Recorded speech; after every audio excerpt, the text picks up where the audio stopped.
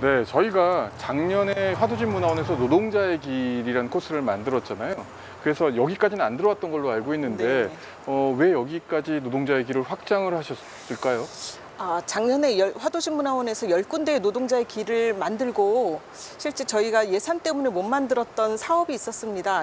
동구의 노동자의 삶을 배경으로 한 문학작품, 뛰어난 문학작품이 3편이 있는데 그걸 다루지 못해서 올해에 이 문학작품과 그다음에 동구가 화수 만석 부두를 가지고 있는데 부두 노동자의 삶을 다루지 못해서 그걸 같이 이번에 더 확장을 해서 노동자의 길 문학 이야기라는 컨셉으로 다시 길을 조금 더 확장해서 만들어 보았어요. 그런데 지금 보니까 이 자리에 이제 조세희 선생의 난장이가 쏘아 올린 작은 공, 이 안내판을 여기다 세워 놓으셨는데 이 난장이가 쏘아 올린 작은 공, 뭐 줄여서 난쏘공이라고 부르죠. 이 난쏘공과 이 일대가 어떤 연관이 있는지 설명을 좀 해주시죠. 이 조세희 선생의 난장이가 쏘아올린 작은 공은 서울의 낙원구 행복동이라는 데가 중심 배경으로 나오기도 하고 소설 속에 은강시라고 표현되는 이 인천시가 주요 배경으로 나옵니다. 그중에서도 특히 이 만석동의 방직 공장이나 이렇게 공장에서의 활동이 좀 다양하게 나오는데요. 만석동 어디에 세워도 사실은 큰 무리가 없는데 이왕이면은 저희가 코스상 이쪽 한국 판누리 공장이 소설 속에 나오기도 하고 해서 여기다가 안내판을 세웠고요. 이 조세희 선생의 난장이가 쏘아 올린 작은 공은 이 조세희 선생이 65년에 등단을 하고 75년까지 거의 한 10년 동안 개인 사정으로 소설을 쓰지 못해요. 근데 소설 속에 행복동이라고 표현되는 그 판자촌 집에 가서 밥을 먹는 와중에 사실은 포크레인 철거가 들어옵니다. 그걸 직접 경험을 하게 돼요. 그 충격으로 그날 취재를 하고 나가는 와중에 이제 이 소설을 쓰겠다라고 자극이 된 거죠. 그래서 이 난장이가 쏘아올린 작은 공의 첫 편이 시작이 됐었고요. 78년도에 이 소설이 나오게 됩니다. 현재까지 한 300쇄, 100만 부 이상이 팔린 우리나라의 문학 작품으로는 가장 많이 팔린 베스트셀러 작품이고 아까 난쏘공이라고 말씀하셨는데 오랫동안 대학의 필독서로도 많이 읽히기도 했었죠. 도시 빈민의 철거되는 도시 빈민, 내쫓긴 내몰린 도시 빈민의 삶과 또 이 은강시로 대변되는 노동자의 삶을 같이 담고 있고요. 이 속에 아까 말씀드렸듯이 방직 공장에 대한 이야기들이 나오기도 하고 동일방직에서 일했던 이총각 선생님은 1분에 140보를 걸었다 이런 얘기가 나오는데 실제 이 소설 속에서도 영희가 1분에 120보를 걷는다라는 장면도 나오고 노동자 교회라고 나오는데 지금 우리가 노동자의 길 코스에서 걸어왔던 도시산업 선교회가 그 노동자 교회의 이야기를 일 것으로 추측이 되고 있습니다. 그래서 저희가 어디에 세워도 좀 그런데 저희 길 걷는 코스에 맞춰서 세우다 보니까 여기에 이 안내판을 세우게 되었습니다. 네, 그런데 이 철도선이 보여요. 네. 실제로 이 철도선이 저희가 이 안내판을 세우기도 했는데 노동자의 삶과 어떤 연관이 있을까요? 네. 이 길이 실제했던 길인가요? 네, 지금 보면 철도를 깐 게 아니라 철도를 그려놨잖아요. 네. 그려놓은 거는 여기가 원래 철도가 있었다라는 걸 이제 표시하는 그런 의미에서 철도를 그려놨고 이 철도는 공식 명칭은 인천 부영 공업철도입니다. 1937년도에 이 해안선을 매립하고 여기에 공장을 짓기 시작하면서 이 공장지대의 원료를 보급하고 그 다음에 생산품을 운송하기 위해서 인천역에서 저쪽에 지금 인천제철이 있는 그 일대까지 철도를 두거든요. 근데 사실 이 철도는 그 철도가 아니라 그 철도에서 북인천항으로 들어오는 인입선이에요. 인입선이 3가닥이 들어오는데 그 인입선 중에 가장 북쪽에 나와 있는 그 라인이고요. 항구로서의 이 기능을 잃어버리고 여러 공장들이 들어서게 되죠. 만석동 끝자락에. 그래서 아마 이 난장이가 쏘아올린 작은 공에 등장하는 노동자들이 실제로 이 철길을 오가면서 혹은 이 안쪽에 공장에서 근무를 하면서 그렇게 일을 했을 것이라고 생각이 됩니다. 지날 때마다 이 철길을 보고 이게 어떤 길이었을까 궁금했었는데 오늘 그 답을 찾았습니다. 네, 감사합니다.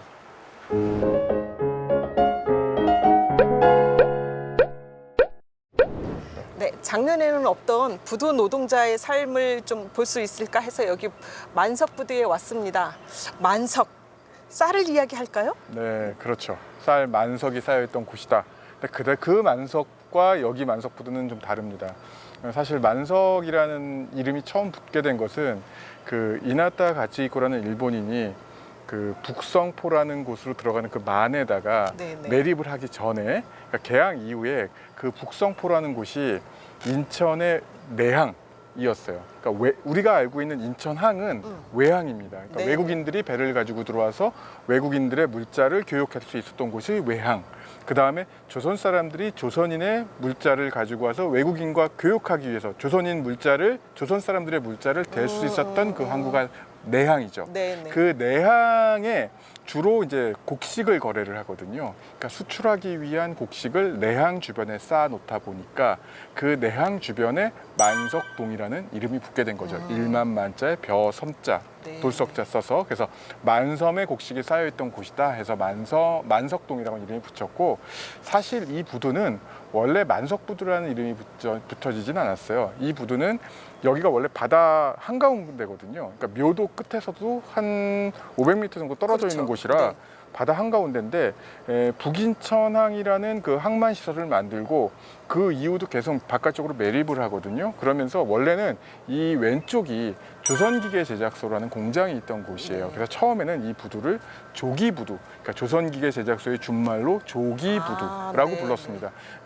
일반인들 들으시면은 시민분들께서는 여기서 조기가 많이 거래됐구나. 네, 생선조기인 줄 알았어요. 이렇게 생각도 하실 네, 텐데 조선기계 제작소의 옆에 있는 부두라고 해서 조선기계. 조기부두라고 불렸고, 조선기계 제작소가 아시다시피 나중에 한국 중공업으로 바뀌고 대우중공업으로 바뀌고 이제 바뀌잖아요. 네. 그러면서 이제 조기부두라고 더 이상 불리지 않고 만석동의 끝자락에 있다라 해서 만석부두라고 불리게 된 거죠. 이 부두는요, 사실은 어항으로도 많이 활용이 되지만 특히나 이제 영종도라든지 혹은 강화도라든지 혹은 세워도라든지 이렇게 이제 인천 서해안에 있는 섬을 오가는 여객선들이 출발했던 그 부두이기도 하고요. 기록에 따르면은 뭐 예를 들어서 이 납북 어선들이 이쪽을 통해서 여기서 이제 그 납북 어선의 가족들이 여기서 가족들을 기다렸던 곳이기도 하고 뭐 여러 가지 그 사연을 담고 있는 그런 부두죠. 그 지금 제 주변으로도 보시면 계양산부터 시작해서 만이산, 영종도, 백운산, 이 인천 앞바다의 그 풍경이 한눈에 들어와요. 그래서 오늘 날씨가 굉장히 좋아서 인천의 그 바다 해안 풍경을 한눈에 볼 수 있는 곳이고요. 특히 지금 저희가 서 있는 이 부두는 이 물높이에 따라서 부두의 끝이 오르락 내리락하는, 그래서 부잔교, 네. 우리말로 하면 뜬부두라고 불리는 네. 그런 부두 시설입니다. 네, 여기까지 설명드릴게요. 네.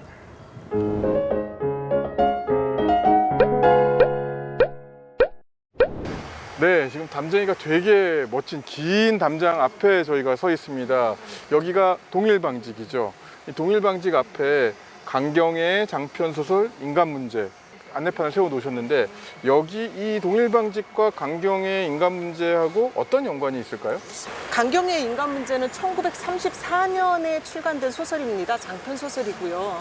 조세희 선생의 난장이가 쏘아 올린 작은 공 소설을 말씀드렸었는데 그것은 78년도예요. 그러니까 70년대의 도시빈민의 삶과 노동자의 삶을 다뤘다면 이 강경의 인간 문제는 1930년대의 노동자의 삶을 다루고 있고요.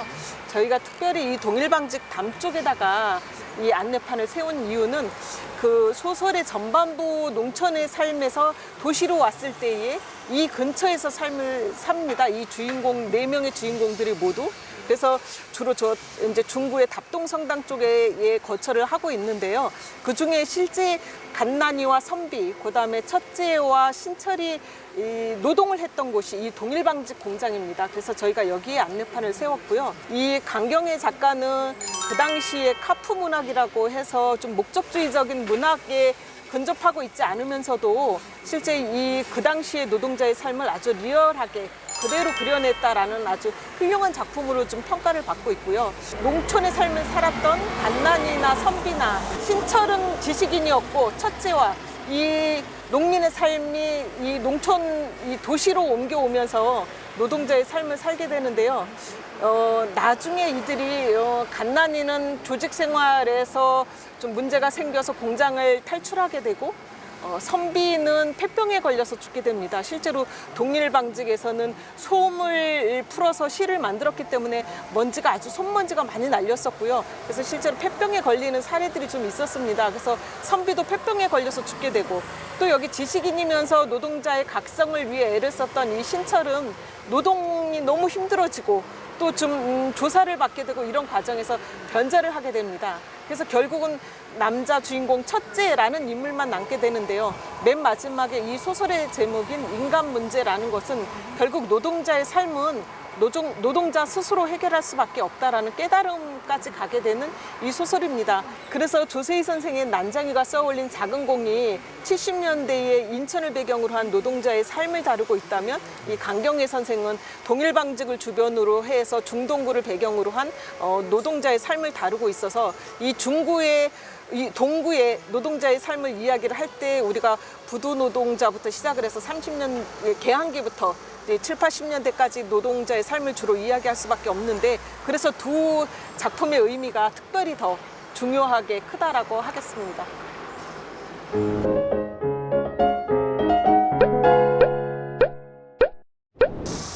네, 저희 지금 만석 어린이공원에 와 있잖아요. 여기도 보니까 그 현덕의 남생이에 관한 안내판이 서 있는데, 이곳과 그 남생이 어떤 연관이 있을까요? 그 질문은 제가 이 이야기 끝에 다시 배 부장님께 질문을 드려보도록 하겠습니다. 네. 이 현덕은요, 일단 원래 서울에서 태어났는데 대부도의 친척집에서 살았어요. 인천에 좀 거주를 했었던 작가이기도 합니다. 그래서 화평동 78번지에 거주를 했었는데, 조금 전에 얘기했던 대부도에 살던 친척이 이쪽 화평동으로 이사를 오면서 화평동 78번지에 살았고요. 그러다 보니까 이쪽 그 부둣가 쪽을 많이 좀 돌아다녔던 것 같아요. 그래서 그 경험을 바탕으로 해서 78년에 그 신춘문예에 남생이라는 소설을 써서 일약 바로 스타덤에 오릅니다.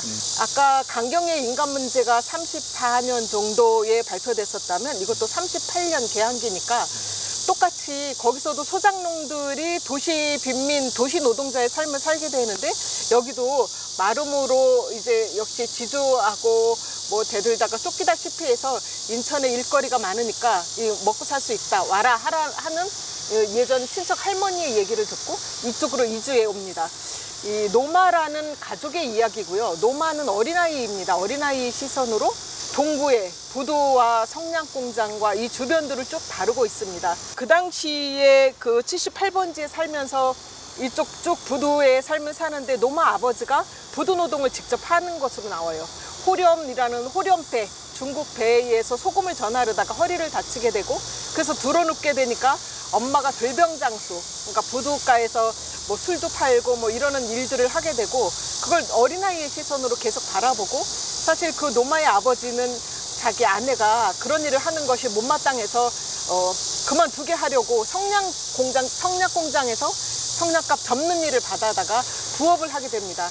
당시에 이 동구에는 성냥공장이 꽤 많이 있었고, 실제로 화수동 일대에서는 공장에서 그렇게 성냥갑 접는 일을 부업으로 많이 했었다고 해요. 그러니까 노마의 아버지도 어떻게든 이 성냥갑을 접어서 먹고 살아 보리라 했는데, 한 10,000개는 붙여야 먹고 사는데 겨우 500개를 붙이는 이렇게 어쩔 수 없는 삶을 살게 되다가 결국은 죽게 됩니다. 이 남생이는 거북이 같은 그 생물인데요. 그 남생이를 배 위에 올리면 병이 낫는다, 이런 것 때문에 그 옆집 할머니가 남생이를 구해와서 배 위에 올려주기도 하는데 결국 아버지도 죽게 되는 그런 내용이고요. 조금 전에 여기에 왜 안내판을 세웠냐라고 말씀해 주셨는데요. 여기 바로 뒤에 있는 북송 곳에서부터 묘도까지가 이렇게 만으로 해서 호두형 포구가 아닐까, 소설 첫머리에 딱 그 문장이 나와요. 그래서 여기에 안내판을 세웠는데요. 배성수 부장님께서 호두형 포구 한번 조금 설명을 해주시면 좋을 것 같아요. 네, 이 소설의 첫 문장이 뭐냐면요, 여기 지금 나와 있는데, 호두형으로 조그만 한국 한쪽 끝을 향해 머리를 들고 앉은 언덕, 이렇게 나오거든요. 이 호두형으로 조그만 항구 한쪽 끝을 향해 머리를 들고 앉은 언덕이 어디냐, 요걸 이제 알아야 될 것 같아요. 여기서 호두형은 무엇냐를 먼저 봐야 될 것 같은데, 호두가 우리가 먹고 있는 그 견과류 중에 호두일 수도 있겠고, 그 다음에 호, 그러니까 항아리죠. 한자로 항아리에 주둥이 부분을 호두라고 부르기도 하고 호구라고도 부르기도 하는데 그거일 수도 있겠고, 마지막으로 호랑이의 머리 같은 모양을 하고 있다. 그래서 호두를 볼 수도 있겠죠. 근데 이제 그간에 아마 그 인천 지역에서 남생이를 보면서 이 호두형 포구하면 호두 모양을 하고 있는, 우리가 먹는 견과류 과일 그 호두 모양을 하고 있는 포구, 이렇게 많이들 해석을 하신 것 같아요. 근데 이제 제가 해석을 할 때는 우리 묘도라는 곳이 있죠. 그 묘도가 고양이 묘자를 쓰거든요. 그래서 괭이부리하면 고양이 머리의 형태를 하고 있는 섬이다라고 해서 묘도, 괭이부리 이렇게 불리는데, 호랑이는 고양이과에 속한 동물이잖아요. 그래서 이런 동물을 부를 때 뭐 괭이, 삭, 그 다음에 호랑이 뭐 이런 식으로 부르니까 이 호랑이의 머리라고 하자면, 그리고 여기 지금 첫 문장에 나오듯이 조그만 항구의 한쪽 끝을 향해 머리를 들고 있는 모양, 호두형이라고 하자면 괭이부리를 얘기하는 게 아닐까. 그래서 괭이부리에서 여기 북송곳 일대만을 저 호랑이가 바라보고 있는 모습, 그게 아닐까. 아주 신선한 해석이라고 신선하죠? 생각을 합니다. 네, 감사합니다. 그래서 호두형 포구는 그러게 아닐까. 그래서 여기에 세운 이유가 그러면 그 호두형 네. 포구에서 바라보고 있는 네. 그 공간이기 때문에 여기에 세운 네. 것이군요. 네. 그래서 우리가 문학 확장판을 이번에 같이 만들면서 세 곳을 살펴봤는데요. 특히 여기는 그 노마의 아버지 부두 노동자의 삶을 다루고 있다라는 것에서 아까 앞에서 본 두 편의 소설과는 또 다른 배경, 우리 동구의 가장 중요한 배경이 될 수 있다라고 생각을 합니다. 잘 들었습니다. 네.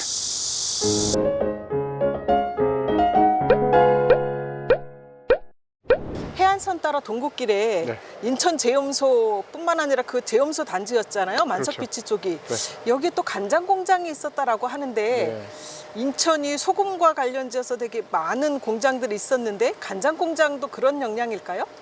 뭐 그런 영향이 전혀 없었다고 보기는 어려울 것 같아요. 아닌 거예요? 근데 시기적으로 그러니까 이 간장 공장은 지금 보시면 송림동에 있었던 일본 장유 공장, 네, 나중에 네. 노다가 장유로 이름을 네, 바꾸는데 일본 장유 공장, 그 다음에 바로 이 자리에 있었던 다카스키 양조장, 다카스키 양조 장유 공장, 네네. 이런 공장들이 뭐 1905년, 1908년도에 건립이 되거든요. 그런데 아주 개항 초기네요. 그렇죠. 근데 네. 그 제염 공장도 1908년 같은 시기에 만들어지기 때문에 오히려 장유 공장이 조금 더 먼저 설립이 되는 네, 거죠. 네. 그래서 그 소금의 영향은 받지 않았을 것 같고요. 아무래도 이 장유 공장은 사실 우리가 간장하면 국간장으로 쓰는 그 조선간장이 있고, 네, 네. 그 다음에 조미간장으로 쓰는 외간장이라 그러잖아요. 양조간장. 양조간장, 네, 외간장. 네. 어르신들 말할 때 외간장. 아, 맞아요. 근데 그 외간장이란 말이 바로 그 일본 사람들한테, 일본 우리가 외놈이라 그러잖아요. 그러니까 그 외놈들이 먹던 간장이다 네네. 라고 해서 외간장인데, 이 다카스키 양조장은 다카스키, 일본 사람인 다카스키 노보루라는 사람이 1908년도에 여기다 공장을 짓거든요. 그러니까 일본 사람이 만든 공장이었으니까 여기는 외간장이겠죠? 네, 그래서 그렇겠네요. 외간장을 만들었던 그런 공장입니다. 그런 공장이고, 사실 뭐 인천에 그 송림동에 있던 노다장유, 일본 장유였다가 나중에 노다장유로 이름을 바꾸는데, 노다장유는 지금도 공장에서 간장을 생산을 해요. 우리가 이 주부님들 잘 아시겠지만, 잘 아시죠? 무슨 간장? 닭표라고 얘기하려고 그러는 건 아니죠? 닭표가 아니라 기꼬만이라고 있잖아요. 아, 나 처음 듣는데 아, 나 그 시대 아닌 것 같아요. 일본 음식을 싫어하시는구나. 예. 기꼬만이 유명한 기꼬만이 거. 유명하대요. 저도 모르는데 우리 엄마가 기꼬만이 참 좋다고. 나 회간장으로 일본 간장을 많이 쓰긴 했지만. 그러니까 그걸 기꼬만 많이 아, 쓴대요. 일본에서 네네. 최고의 간장 기꼬만. 그러니까 이 노다장유가 기꼬만 간장을 만들던 회사고, 네. 이 다카스키 장유 공장에서도 기꼬스키라는 간장을 아. 만들어요. 상표로. 근데 두 가지 상표를 만드는데 훈도 다카, 네네. 그 다음에 기꼬스키. 네. 그러니까 이 훈도 다카의 다카와 기꼬스키의 스키는 전부 다 다카스키에서 한 자씩 따온 거죠. 네네네. 그래서 그 이 자기 이름을 붙여서 기꼬스키 훈도 다카라는 그 상표를 만들어서 네. 간장을 생산했고요. 뭐 굉장히 컸어요. 그러니까 이 노다 장유와 이 다카스키 장유장은 일제 강점기에 거의 인천뿐만 아니라 전국에 있던 일본인들에게 간장을 공급했던 그런 공장으로 보시면 될 것 같습니다. 여기 지금 여기 빌라 앞에 서 있는데 어디죠? 어느 정도의 건물이었을까요? 그러니까 요 빌라부터 시작해서 쭉 동쪽으로 가면 지금 아직 빨간색 벽돌 건물이 네네네. 남아 있거든요. 그러니까 요 빌라 자리가 처음에 1908년도에 공장을 세웠던 자리가 요 빌라부터 조금 윗자리고요. 네네. 빌라 세우기 전까지는 공장 굴뚝에 흔적 남아 있었다 그래요. 그리고 이 회사가 1940년경에 그 우리 인천에서 굉장히 유명한 아사히 양조장이라는 게 네. 있어요. 조일 양조장. 네. 조일 양조장에서 이 간장 공업까지 발을 넓히거든요. 그러면서 아사히 장유 회사를 세웁니다. 그 장유 회사의 합병이 돼요. 그래서 네. 1940년에 아사히 장유 회사의 합병이 되면서 지금 남아있는 빨간색 그 붉은 벽돌 공장을 증축을 하는 거죠. 네. 그래서 그 요 정미소, 사이토 정미소나 그 다음에 아리마 정미소, 그 다음에 여기 그 다카스키 양조장, 크게 이 뭐랄까 정미 공장과 장유 공장이 함께 있는 그런 공업 단지를 형성했던 곳이고요. 그러고 보니까 동구는 네, 이 방직 그렇죠. 먹고 사는 이 소금과 간장, 네, 경공업, 중공업, 부두 노동까지 모든 노동이 총망라된 곳이 동구라는 생각이 드는데 그렇죠. 그러니까 인천은 한때 인천을 먹여 살렸던 동네죠. 네. 먼 한때 인천을 먹여 살렸던 동구가 동네고 그런 곳입니다. 그렇죠. 그 바로 네. 앞에 있는 길로 많은 노동자들이 이렇게 올라갔던. 그래서 네. 저희가 노동자의 길을 걷고 있는 그 이유이기도 하죠. 아, 네. 맞습니다. 한 가지 더 마지막으로 네. 이제 보너스로 하나 가볼게요. 간장 공장 공장장은 김 공장장이고 간장 공장 공장장은 김 공장장이고 발음이 딕션이 좋습니다. 된장 그만. 공장 된장 공장 공장장은 강 공장장이다. 된장 공장 공장장은 강 공장장이다. 아, 훌륭하십니다. 네, 좋았어요. 네, 자 여기서 마치겠습니다.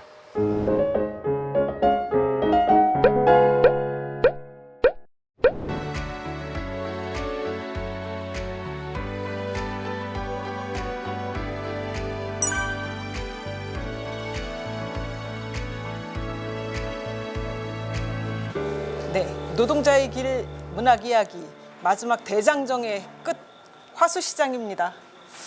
야, 이제 드디어 다리는 후들거리는데 쭉 시장을 한 바퀴 둘러보니까 방앗간이 여러 곳이 있고 불불불 불조심이 보여요.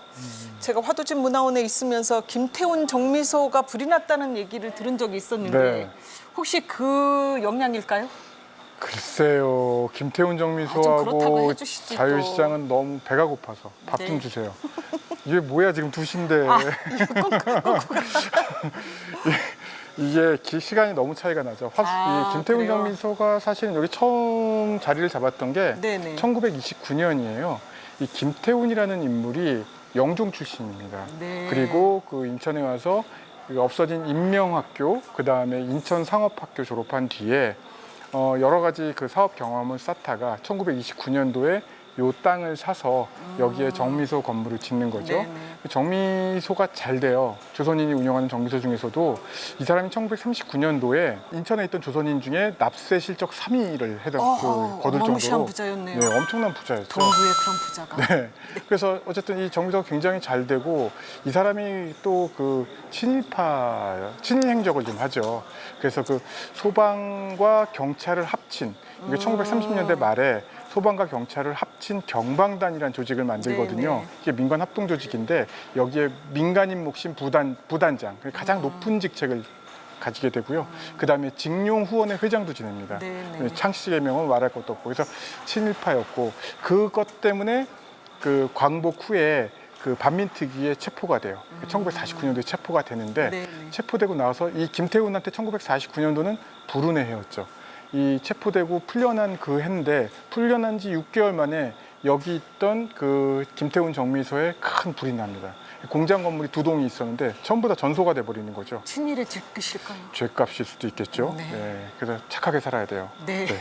아무튼 그 공장이 불이 나고 이제 빈 터로 남아 있었을 거 아니에요. 그때 이승목이라고 이 사람이 성무도 출신의 사업가인데 이 사람이 사실 서울에 근거를 두고 성냥의 원료가 되는 염소산가리 공장을 대한화학공업이라는 염소산가리 공장을 서울에서 운영을 하고 있었어요. 네네. 그러다가 이 염소산가리뿐만 아니라 아예 성냥을 만들어야겠다라고 네. 해서 여기가 불이 났다는 얘기를 듣고 이 땅을 사죠. 그리고 조선인천 주식회사 송림동에 금곡동에 있던 네네.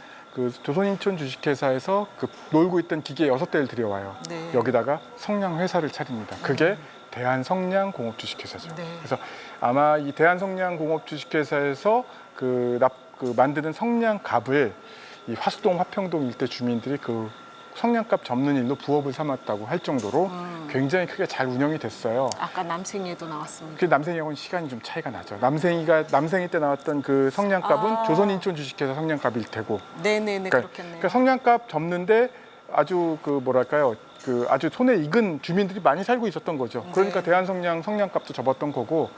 근데 이제 1960년대 접어들면서 이 라이터가 보급이 되잖아요. 그렇죠. 그러니까 이 성냥이 잘 안 팔려요. 그래서 이 성냥 공장의 1969년도에 문을 닫습니다. 그 자리에 선 것이 바로 이 화수 자유시장이죠.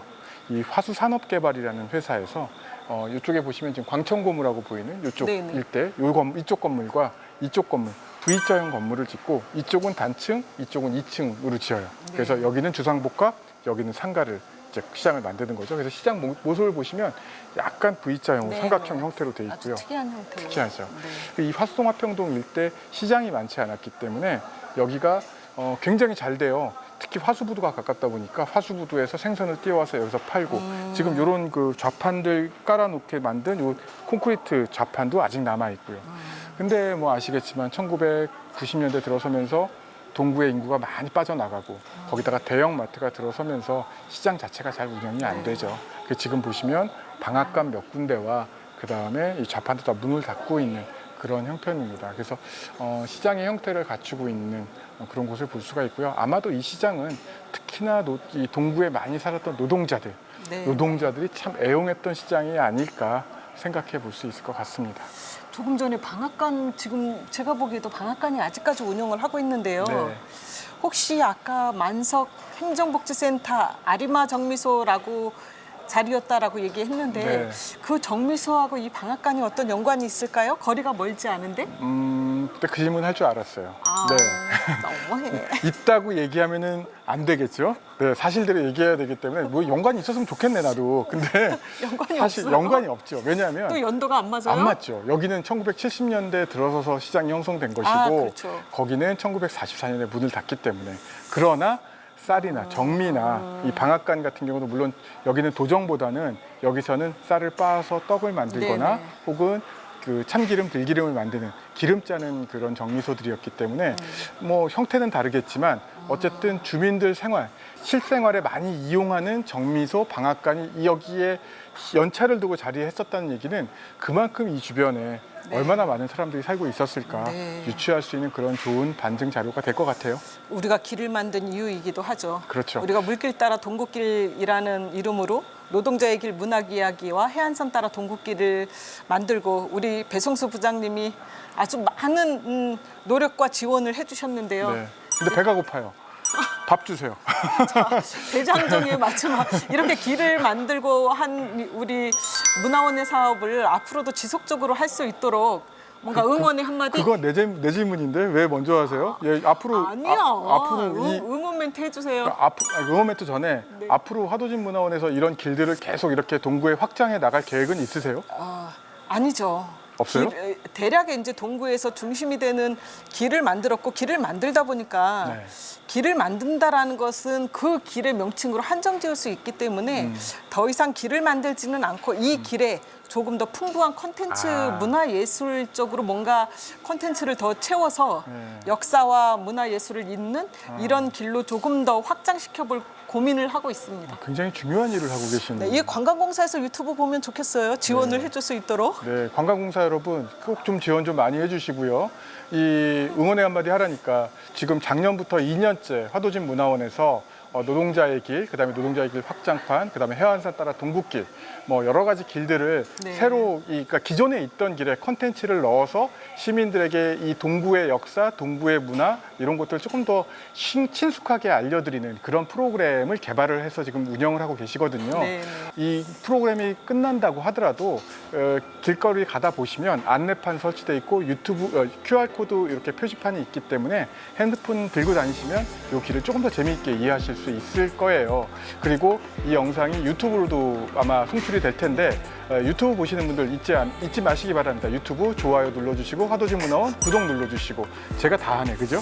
우리 다양한 이벤트도 합니다. 저희 경품 선물도 많이 준비를 했습니다. 지금 말씀하신 대로 QR코드 또 장소 인증샷 등을 남기면 저희 선물도 있어요. 뭘 주나요? 비밀. 네, 자 오늘 우리가 아침부터 이 물길 따라 동국길 밥도 안 주고 말이야 이렇게 힘차게 걸어왔는데 그동안 정말 이 따라오시느라 고생 많으셨어요. 수고하셨습니다. 감사합니다. 네, 그리고 우리 자, 그럼 밥을 시청자분들께도 인사드려야죠. 네, 자, 시청해주셔서 감사드립니다. 감사합니다. 네. 좋아요, 구독 부탁드려요. 네, 밥 먹으러 가요. 밥 사줘요. 네, 가요? 가시죠. 아, 배고파.